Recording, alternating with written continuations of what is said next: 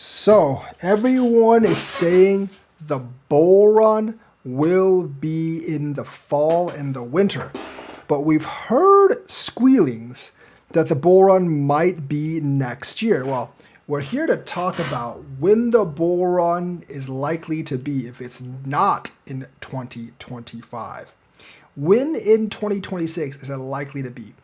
I think it's most likely to be around September of 2026 for altcoins and Bitcoin as well, if it's not in 2025. And the reasoning is very simple. We have basically midterms in November, right? The bombing of Iran is not very, I don't think it's very much supported in the United States. And it's even split Trump's own supporters down the middle, many of them who don't want to involve themselves in any war. The Pentagon intelligence assessment has started coming back, saying that we didn't actually completely destroy their nuclear facilities. Now, the thing is, I don't really know why they can't just get a nuke from like North Korea or Russia if they really wanted one, because they're all allies. It might just all be for show. I don't know. But since we didn't actually destroy them, either A, the ceasefire is just not going to hold for long because Israel is going to try to shoot missiles to try to take down Iran's nuclear facilities, or the U.S. is going to have to bomb Iran again to get rid of their nuclear facilities because Iran sure as hell not going to stop enriching their uranium. Because remember, if you have nukes, you get a seat at the table in terms of diplomacy and negotiation. And that's, I think, why Israel is so afraid of Iran getting nukes. It's not so much that Iran will actually use nukes against Israel, unless, obviously, Israel invades Iran. But I think if Iran had nukes, they wouldn't have been able to haphazardly go into Gaza and basically take it over if Iran had nukes. Because you have to listen to a nation when they have nukes, except like Kim Jong-un, who thinks like the sun rising is a threat to his national security. They can let him do what like he wants, but they don't invade North Korea. So essentially, Israel does not want Iran to have this massive bargaining chip that nukes would actually bring. So they want to destroy Iran's nuclear capabilities at all costs. And they're not going to settle for, hey, that facility is not quite destroyed yet. And yes, it set them back several months. Because remember, Israel has been saying that Iran has been close to nukes like 2 weeks away for like 30 years at this point. So as soon as they get sent that the uranium hasn't been destroyed, that the centrifuges haven't been destroyed, and that it can actually still be operational, they're going to break the ceasefire. And I think they're going to ask the U.S. to help as well. The U.S. obviously is going to try to force Iran not to enrich uranium, but I don't think Iran is really going to agree with that at all. So essentially at this point, we have a ceasefire that's probably not going to last very long. And once the ceasefire is broken, I do actually think crypto will probably go down again. So we could actually be hobbled. And remember what I said earlier in an early video? That essentially Bitcoin has to shoot up in order for us to get a bull run. If it like goes from here to 130,000 and it takes like 5 months, we're not getting an altcoin bull run. But if it shoots up all of a sudden from like 100,000 to like 150,000 within like 3 weeks, we're going to have a bull run. And that's the kind of movement that we need. And yes, maybe the altcoin ETFs will shoot it up. Maybe if with the Fed starts cutting rates, it will shoot it up. Those are all going to happen like probably more in the fall. There might be a rate cut in July, but one's probably not going to be enough. Obviously, you have to look at inflation numbers. And oil, despite the fact that it has been tumbling for a couple of days, it's still significantly higher than where it was a month and a half ago.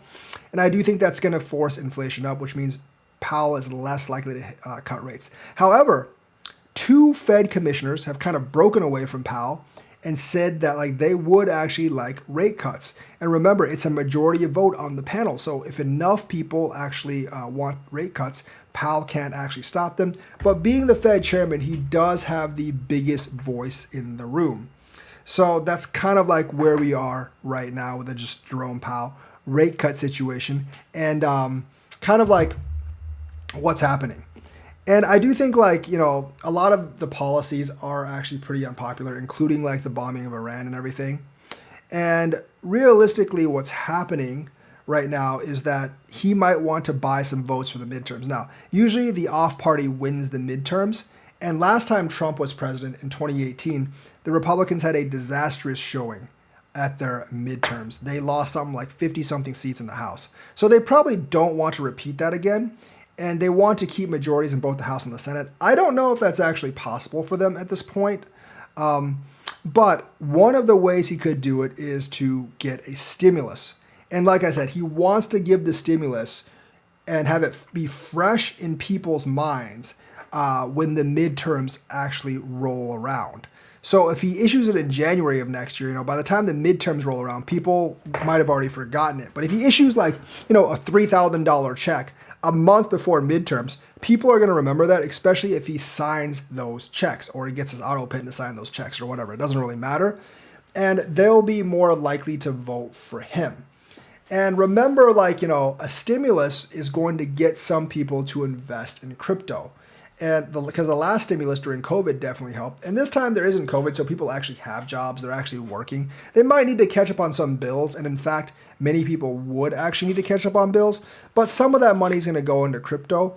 And if it's like free money from the government, or at least they think it feels like free money from the government, guess what? They're going to be more likely to invest in risky things, especially if the rates are actually lower. So that's kind of like what I'm getting at right now. It's going to be used as a political tool, obviously, to gain votes for the midterm.